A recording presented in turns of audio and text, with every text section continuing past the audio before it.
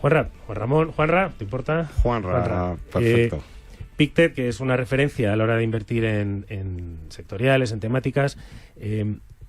invertir con inteligencia artificial y en inteligencia artificial, lo cual me ha llamado muchísimo la atención. ¿Cómo hacéis para usar la inteligencia artificial y para apostar y apoyar la inversión en megatendencias? ¿Cómo las identificáis? Y sobre todo, y lo más importante para los que nos están escuchando, ¿cómo enfocáis esas megatendencias de cara a 2026? ¿Qué es lo que crees que puede ser más interesante?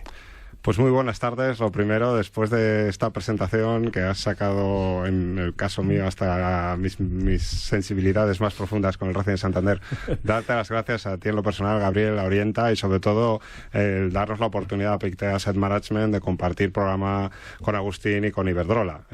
Claramente la presentación de Agustín debería ser el triple que la mía. En eso ha sido sumamente generoso por currículum y por experiencia, pero para nosotros, de verdad, un verdadero lujo estar aquí con Iberdrola. También estuvieron en Oxford comprometidos y te esperamos allí el año que viene, este año ya, porque me voy acostumbrando,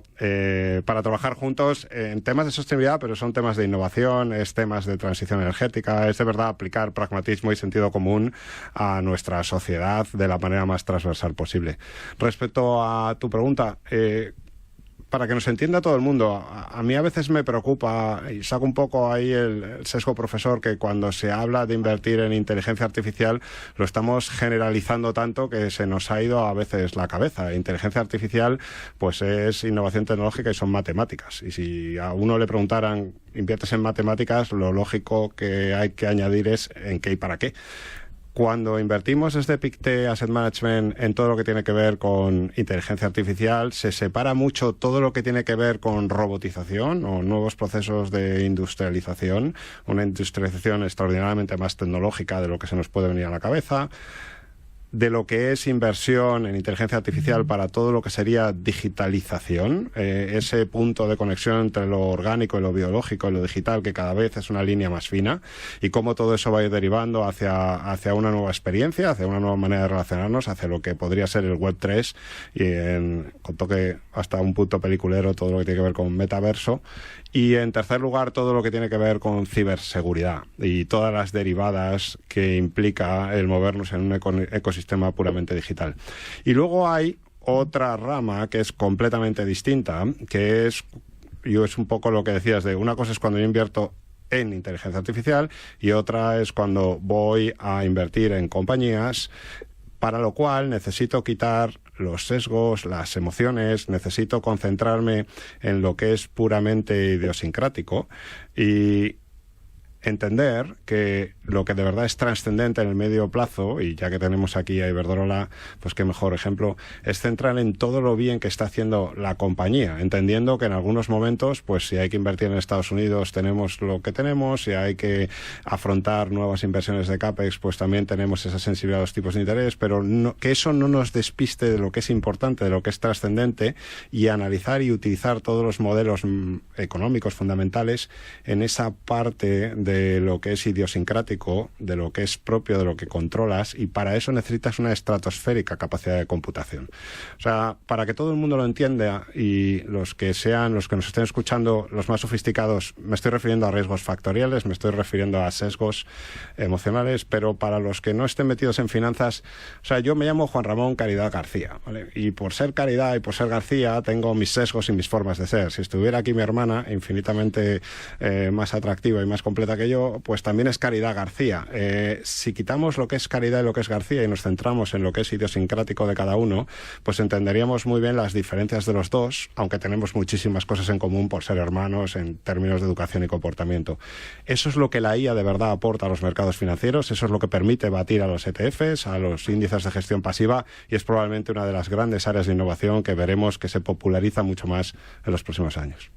Muchas gracias. Y para invertir en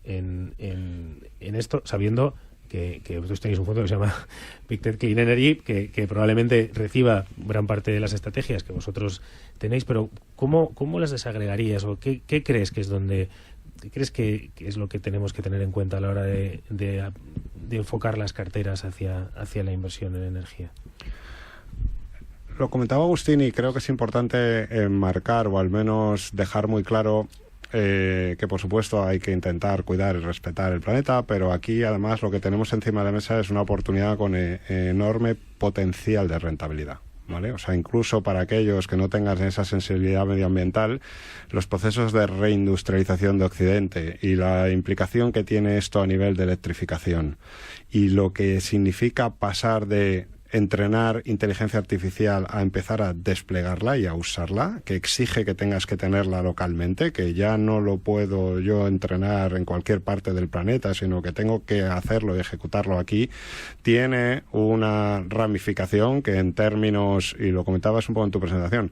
en términos de potencial crecimiento respecto a S&P, pues en los próximos 3 años esperan crecimientos por encima del 50% respecto a la media de crecimiento del S&P, o que tiene una capacidad de tener un potencial de rentabilidad en earnings per share, en lo que sería crecimiento, vamos a decir, orgánico respecto a capital invertido, un 50% también más alto de lo que estamos viendo en los índices y a valoraciones muy atractivas. O sea, es un tema que se aproxima o se aborda desde un punto de vista también muy práctico, ¿sabes? Muy de retorno, y este año, y mencionabas esa estrategia, en Pictet hay 70, o sea que no intento tampoco, pero se ve cuál está siendo lo más rentable a día de hoy y cómo esta historia en los últimos años es muy consistente. Por centrar un poco el tiro y la pregunta, Pictet colabora mucho con el Instituto de Copenhague, de grandes megatendencias, con el de resiliencia de Estocolmo, y un poco lo que todos tienen y ponen encima de la mesa es que es fundamental el que empecemos a ver de qué manera la tecnología puede hacer que los procesos de innovación sean más eficientes, y podemos empezar a ver cómo, en tanto en cuanto tengamos que usar y desplegar la inteligencia artificial, necesitamos invertir en unos nuevos semiconductores que no son tan flexibles, no entrenan tan bien, pero que ahorran un 30 o un 40% de energía. Es fundamental entender que en un centro de datos, pero también en nuestros hogares, la necesidad de refrigeración, de no solamente ya por un tema de rendimientos, sino también por un tema de calidad de vida, el que cada vez, y es algo que está por hacer en Europa, que ahí los crecimientos son del 300%, pues es otra de las áreas tremendas y trascendentales, que si nos imaginamos nosotros la inteligencia artificial como una casa, y los ChatGPTs o todos los LLM son el tejado, y luego tenemos los modelos con OpenAI, y luego tenemos debajo una serie de pilares que implican semiconductores para poder procesar esa información, que implica centro de datos, pero que también implica redes. O sea, que hay que hacer llegar esa energía en tiempo y forma. Y esto engancha mucho con una nueva aproximación con energía renovable, que esto no es solamente hacer o invertir en clean energy o en energía limpia porque huela limpio, sino es por hacer clean también, ¿sabes? Porque lo que es importante entender es que cualquier central nuclear nueva, en términos prácticos, vas a tardar entre 10 o 15 años, que mucho de lo que es energía de ciclo combinado, pues ahora mismo, debido al incremento de demanda que se está produciendo en Occidente, pues tampoco puedes producir energía en tiempo y forma, y que lo que es vital y lo que están ofreciendo las energías renovables a día de hoy, y dejo cualquier tipo de connotación, o sea, soy economista, no soy ingeniero, tampoco soy político, es entender que si quieres tener energía en 3-4 años, si quieres ser capaz de tenerla en Europa, si quieres tenerla al menor precio posible, y encima, a poco que tengas un mix y combines unas con otras, puedes solventar esos problemas del factor de conversión, el que cuando no hay sol no hay energía solar, y cuando no hay viento no hay eólica, pero que no haya sol y no haya viento, y no quiere decir esto que se excluya el resto de energías, todo lo contrario, pero que por precio, por velocidad y por capacidad de mejorar el mix, empieza a ser un tema que es extraordinariamente rentable y que trasciende a lo ideológico, a lo geopolítico. De hecho, claro, en este momento de transición, en el mundo del coche eléctrico, movilidad eléctrica, etcétera, ¿cómo enfocáis la inversión? Porque vemos que puede haber una defensa relativamente fuerte, por ejemplo, con el tema de los vehículos, de los productores de vehículos europeos, pero está claro que es una batalla, como usted dice, relativamente perdida, salvo que consigan cambiar su capacidad productiva a vehículos eléctricos. ¿Cómo estáis enfocando estas apuestas dentro de vuestros fondos de inversión? Es que compartimos completamente con Agustín la visión. O sea, comprender que en un coche de combustión la energía que sale del motor si es 100, la que llega a la rueda es 30, y cualquier transformación tecnológica que eso implica es hiperrelevante. El tomar conciencia que detrás de ese coche eléctrico hay que ponerle un primer apellido, que es conducción autónoma, y la conducción autónoma es absolutamente disruptiva. Tu padre compró Beta, mi madre VHS, pero el día que cualquiera de los dos se suban a un coche y les digan al coche llévame, eso va a ser probablemente la manera en que el común de los mortales toque de verdad la disrupción que implica la inteligencia artificial. Y hay que entender que toda disrupción no es progresiva. Y recordemos los móviles. Nadie tiene móvil hasta que de pronto exponencialmente empieza a ser masiva la penetración, y cuando los números empiecen a apuntar a que es más barato y es más rentable, entonces empezaremos a ver esa velocidad de crecimiento exponencial. Desde el punto de vista de la inversión vamos incluso más allá. Hay que empezar a ver el coche eléctrico / conducción autónoma no solamente como algo más barato, sino como una fuente de negocio. En el momento en que tengamos ese coche autónomo y esa conducción autónoma, vamos a poder sincronizar nuestros 3 coches cuando vayamos de Madrid a Bilbao y poder ahorrar hasta un 40% de energía solo por aerodinámica. Cuando estemos aquí en Capital Radio podremos alquilar los servidores de nuestros coches, ¿sabes? Y que sirvan de una especie de centro de computación portátil, y que me perdonen aquí los ingenieros, pero para que se entienda, y vamos a empezar a transformar lo que es hasta ahora una inversión importante después de la casa en una generación de negocio. Hay mucha gente que dice, no, pero yo mi coche no lo alquilo. Pero si alquilas tu apartamento para que ir a campeón, claro que lo vas a alquilar, ¿sabes? Vas a acabar alquilando casi todo lo que te genere. Entonces empezar a cambiar, o sea, tomar conciencia financieramente de la implicación que es de algo que me genera mucho coste a una especie de modelo de negocio que permitirá ahorrar energía, que me permitirá alquilarlo como taxi, que me permitirá, y ahí Elon Musk, y uno entiende perfectamente esa red de satélites, cómo se puede conectar con cualquiera de nuestros coches. Y cuando te subes recientemente a los nuevos prototipos de coches de conducción autónoma que empiezan a ser, o al menos mucho más seguros, y tener un nivel de precisión que sorprende a los que nos subimos, y pues uno también empieza a entender que a lo mejor esto tiene una trascendencia a la hora de minimizar accidentes. Así que es un tema que abordamos desde todos los puntos de vista, desde el punto de vista de los semiconductores que tienen esos coches, de los modelos que entrenan esa conducción autónoma, de la importancia de las redes que tiene para hacer accesible a todo eso, y esas fricciones que en toda revolución hay de puntos de conexión. Eso, como muy bien explicaba Agustín, tiene fácil arreglo y más rápido del que parece. Tengo la sensación de que es la típica inversión que hay que tener, que no se le puede exigir una rentabilidad inmediata como la que se le podría exigir a otras partes de una cartera de inversión, pero que sin duda a lo largo del tiempo no nos vamos a arrepentir de tener, probablemente, ¿no? Y la tiene ya. O sea, la gran importancia o entender es que las componentes de todo eso empiezan a ser extraordinariamente rentables porque trascienden a lo que es simplemente el coche. Y que por ponernos, o sea, lo que no es rentable ahora mismo es que ya empieza a haber aviones con baterías. Y a alguno, yo mismo, pues probablemente no me subiría. Pero ya empieza a ver, la revolución que se está viviendo con baterías no es negocio la batería en sí, y podemos hablar luego y no me extiendo, pero todas las componentes de esa inteligencia artificial que va dentro de ese coche eléctrico empieza a ser, es de lo que más crecimiento está teniendo en términos de rentabilidad este año, por no divagar.